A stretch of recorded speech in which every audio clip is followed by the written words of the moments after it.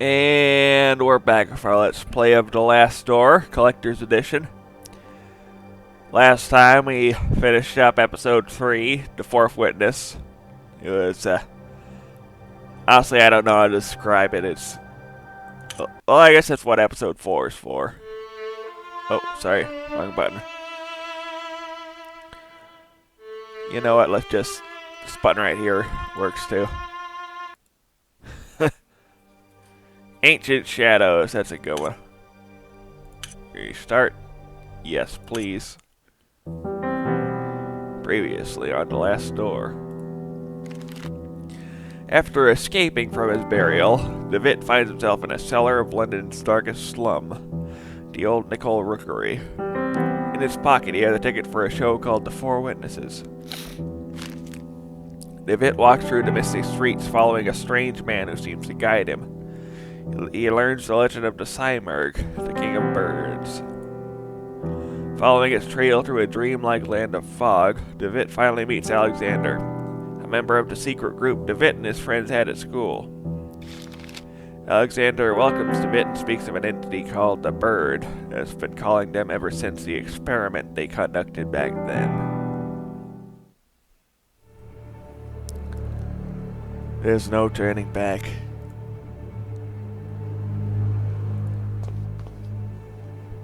I've made my mind.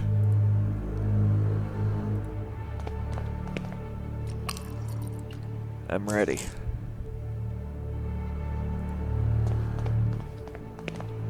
Go on, do it. Do it! Do it!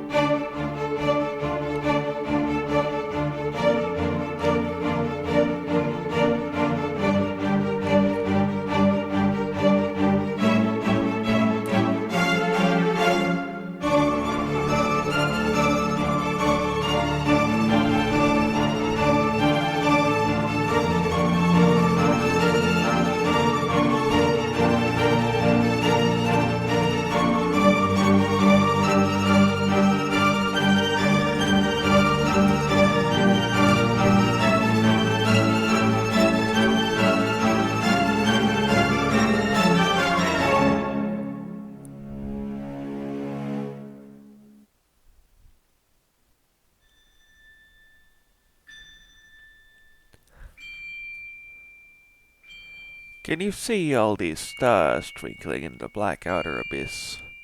All the constellations traced by human eyes in long-distant eras.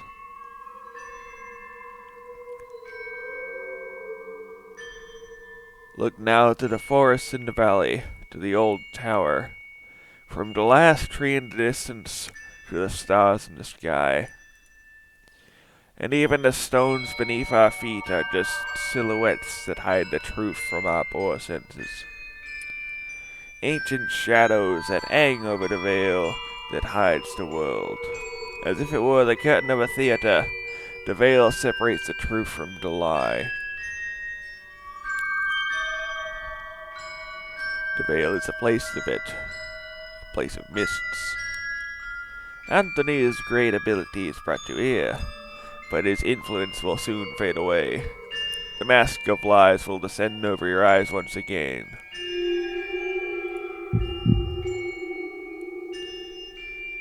You must find the door, as I did. The door that gives passage through the veil. Open it, and we will walk together beyond the mist. I hope you pushed the right button. Sorry, that was a... yeah. I suppose you are wondering why I called you so urgently. I cannot deny it, your letter was truly mysterious. I've been traveling, Doctor, to Scotland. Have you heard of the massacre of St. Gall? Well, yes. The tragic event has been the continued subject of speculation and grim rumor in every newspaper in England. For weeks now, pamphlets have claimed that all kinds of macabre things took place. But I don't understand. How is all this connected with my patient? He was there. I'm afraid he's one of the victims. Dear God. Are you telling me my patient has been murdered? Murdered? Thankfully, no. Please excuse me for alarming you. I did not mean to give this impression. Herr de Witt was attacked, but survived. What happened to him then? It seems the criminal was caught by Herr de Witt in the midst of the act. Then he tried to do the same thing to de Witt that he had done to the others. Fortunately, the nuns arrived in time to unearth him from the coffin. Herr de Witt was hospitalized. The nurses report that he remained unconscious for an entire day. What was de Witt doing there? Many years ago, the St. Gall Hospital was a boarding school. It appears that both your patient and Mr. Beechworth spent a part of their youth together there. We can assume that Herr de Witt was investigating something.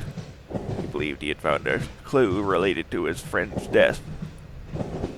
What was the cause of those awful deaths? No one knows for sure. All the victims were afflicted with terrible wounds. All of them had an expression of utmost terror on their faces. I suspect you did not find Mr. de Witt in the hospital. Indeed, he was already gone by the time I arrived. I have not been able to determine his whereabouts since. I see. What conclusions do you draw from all these circumstances? I have some theories, but I would prefer not to reveal them until events have unfolded. In all of them, there is a fundamental element whose role has not yet been revealed. And what leads you to this conclusion? It is something that the Holy Sisters found beside Herr de Witt within the coffin. An empty hypodermic needle with traces of an unknown substance.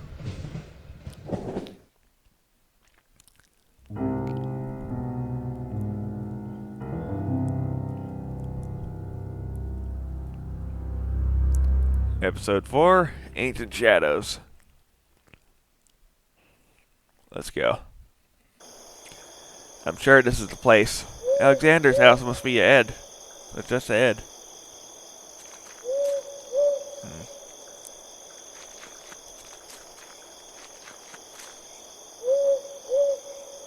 The ancient castle of Pevensey rests in the distance. It was a garrison first built by the Romans, but was abandoned and has been a ruin ever since.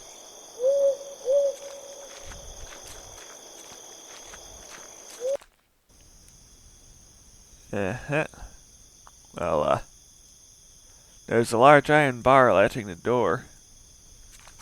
You have my attention. It's quite odd that the door is latched from the outside. Might as well poke around.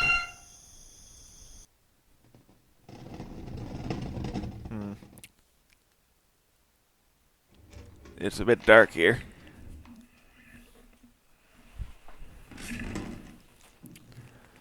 Something's doing something in here. Landscaper is moving boxes, apparently. You know, there's a secret here if you just wait here in silence for a bit. So let's do that.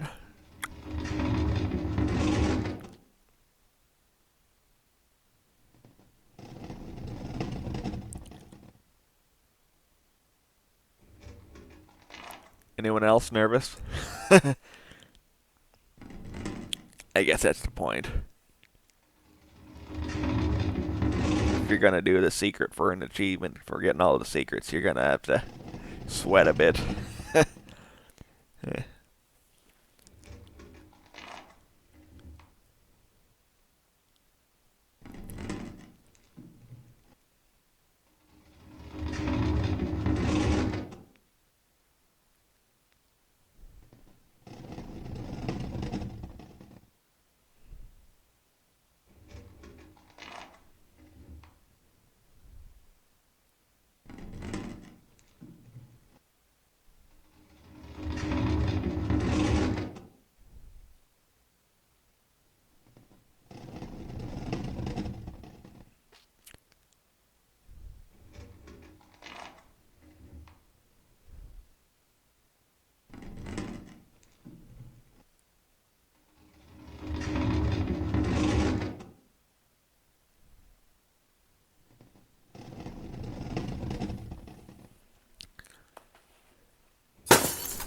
Oh, gee. Oh, yeah. That's what it was. That's what it was. Whoever's in there, it's a bit of a klutz. Presumably because there's no lights on. Yeah. Slash. Can't open it from this side. Fair enough. No one's answering. Perhaps I should just go inside anyway. I'll just tell the household I'm an old friend came to visit. The house lights are on. Someone must be home.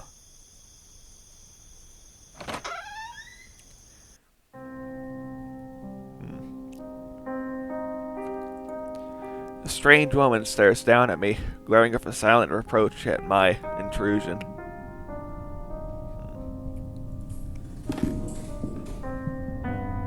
Footsteps. Must be someone upstairs. Might as well, I guess.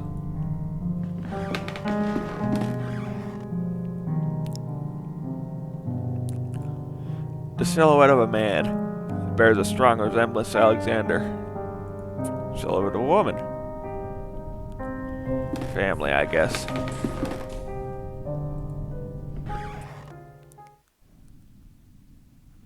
Alexander! Not to be confused with me. Weird Alexander. There's a scribbled annotation on this piece of paper. The veil is something we sense in our innermost being incessantly. In vain do we waste our lives, contriving to tear through. It is thy fall, the garden behind which the great wings beat.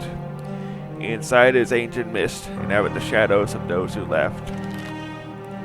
Charming.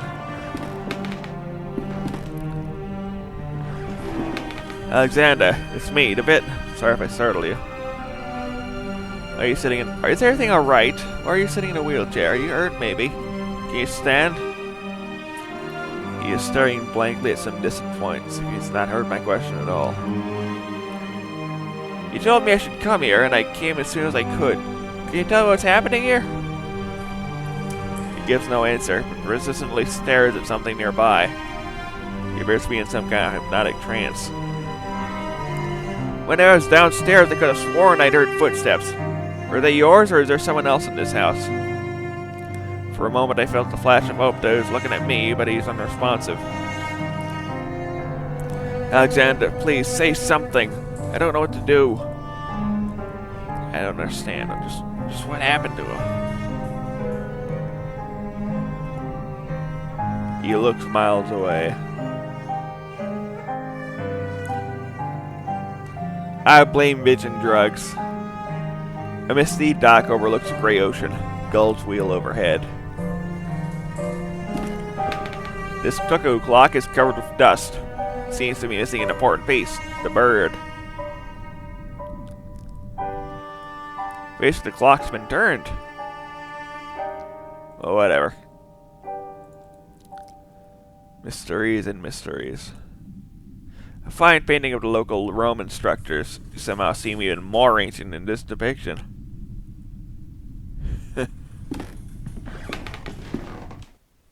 What else is here? A portrait of an old man, maybe a ship captain. Looks like he's trying to guard this chest with his stern glare. Charming. A huge chest made of oak wood. Open, yay. There's a large iron hook inside. I'll just take this. There's a fragment of a diary under the hook. August 5th, 1887. I can't work in the basement anymore. Those wretched sculptures. I feel them stalking me in the darkness. I know it's not possible, but I can hear the crunches, the flapping wings, stone grinding on stone. They're frozen paroxysms with what diabolical art were those gestures conceived? An eternal movement, attention, an impossible struggle to get back to life they never had. I might place them outdoors in the greenhouse and let the mold devour them and the wasps make nests of their hollow arts. Charming. It's a large iron hook. What's in here? A camera tripod. Pictures hanging from a cord. Look as if they were improperly developed. You can hardly distinguish anything. Wash your hands, why not? A basin with a copper drain. Looks like some kind of red tinted glass cover used to mask the lamp. It's completely shattered on the floor. A lamp is hanging from the ceiling. Its bulb casts an intense white light. Let's not touch it, shall we? The image of a couple wearing rat masks at a festival. Charming. A glass jar containing a yellow substance. The label reads cyanide. Yuck.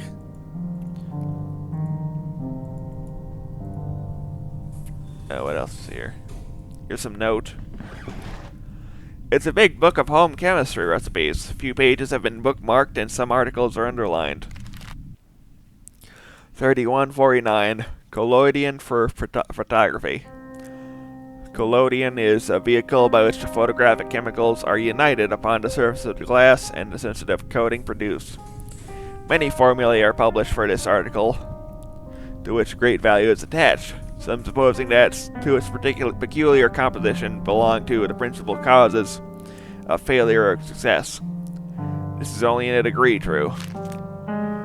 3151. To develop a positive image.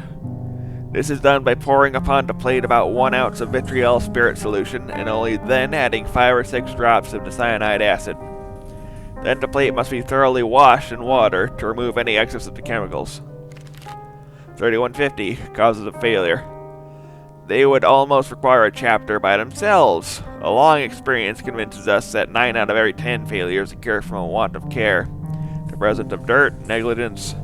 One cannot be over nice, careful, or cleanly. The best results always rewarding the most painstaking. If a mistake is made in the order specified in the formula, quickly flow clean water over the plaque and start again. Fair enough. An instrument whose workings are beyond my knowledge. Whatever it was, it's cool. I guess. I don't know. What else? What else? Study. A bus with its face turned around. I don't know. What's in here? A large envelope of black felt covered in dust and ashes. It is labeled with a warning. Do not open under white light. So it's a photograph thing. Probably get a red light for it then. Picture of an angel with a gentle face. It's a letter. Dear Alexander, I have excellent news. A contact from the university has given me access to a 12th century alchemical tome containing an amazing formulary. There is no doubt that sometimes mere contemplation takes the mind places that otherwise it would never visited. Leafing through the grimoire and marveling at the exquisite illumination of its pages, I have been struck by a sudden epiphany. A radical but elegant method I have decided to try. Forgive me for not providing any information about the method itself. As soon as I get definite results, I will write to you immediately. I believe fortune has truly smiled upon us today. Videti Nekisiat, June 8th, 1887. This seems to be an invoice. May this document serve as a record of the payment made corresponding to the following work. The cuckoo clock mechanism has been modified to give the strokes exclusively at 6:15 in the afternoon. In addition, a special device and switch have been added to synchronize all clocks in the house. Okay. The shelf is lined with strange and complex books, some titles including Movements of Shadows, Preserving the Mind, Lessons Beyond Nature. Okay.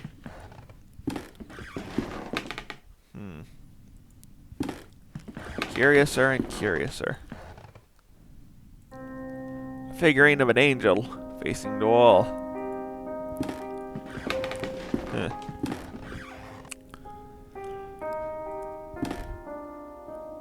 A well-crafted grandfather clock, but it seems to be out of order. One of the hands is missing. I also noticed the switch. That's cool. It could be Pevensey Castle, but in this painting the garrison's not in ruins.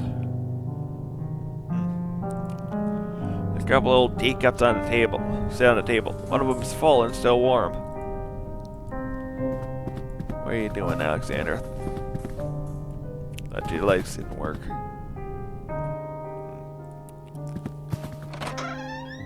Poke around a bit. Oh dear. Just some old bottles. An oil lamp. Yoink.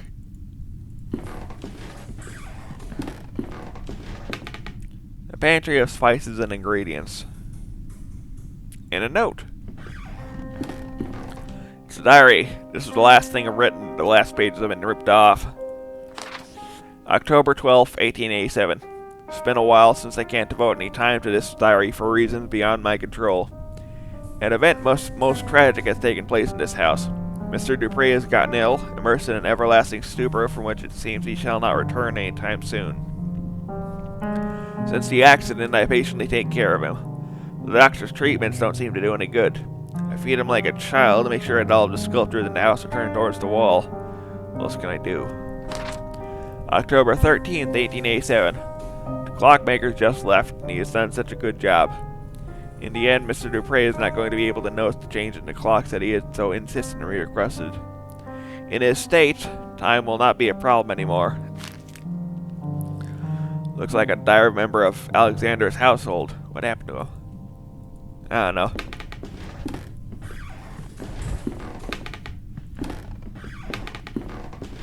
Wait, that's something? No, that's not something. Open this up. Get a little shortcut, why not? Cellar door's locked. Need a key to open it. The bare branches of the tree stretching to the sky break the night in 1,000 pieces. Aren't you a poet, Mr. David? An ancient stone well. A rope hangs inside, disappearing into the darkness below. Yoink. The rope's broken. I'll keep this end. The bucket's dropped at the bottom, if you haven't heard. This rope was hanging inside the well. Well, well, well. What do we have in the well? Come on now. Gotcha. Within the mud and dirt inside the bucket, there was a small bird of brass. Why? Little brass bird. When shaken, it makes a noise if there was something inside. What else is here? Huh. Oh. Looks like someone was buried here. I can't dig with my bare hands. Don't feel like it anyways, because drama. We'll be back next time.